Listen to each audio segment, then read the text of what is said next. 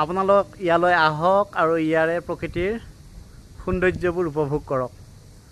তো মই ভাবোঁ আপোনালোক আহিব, আহি ইয়াৰ সৌন্দৰ্যবোৰ উপভোগ কৰিব।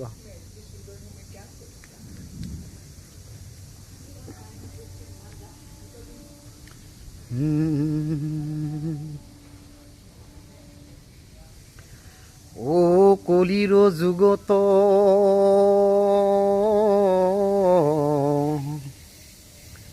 ওহ মনুষ্য জীৱ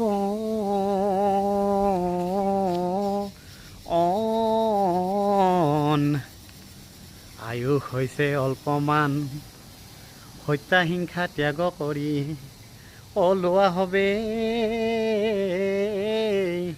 ঈশ্বৰৰ নাম প্ৰসংগ লওক আপোনালোকে হাতত, আৰু ভগৱানে আপোনালোকক সুবুদ্ধি দিব, ধৈৰ্য দিব, কৰ্মফল দিব, বাধা বিঘিনি নেওচি সকলোখিনি কামত সহায় সহযোগ কৰিব।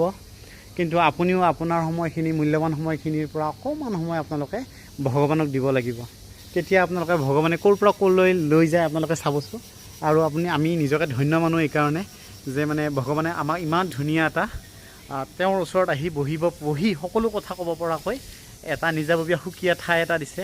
গতিকে সেইখিনি ঠাইত আমি আহি আমাৰ মনৰ কথাবোৰ ব্যক্ত কৰিব লাগে আৰু তেওঁৰ ওচৰত সদায় কৃতজ্ঞ হ'ব লাগে যে তেওঁ ইমান ধুনীয়াকৈ আমাক সৃষ্টি কৰিছে আৰু আমাক এইখিনি ঠাইত আহিবৰ কাৰণে তেওঁ শক্তি দিছে। গতিকে আহক আমি এইবোৰ ঠাই উপভোগ কৰোঁ।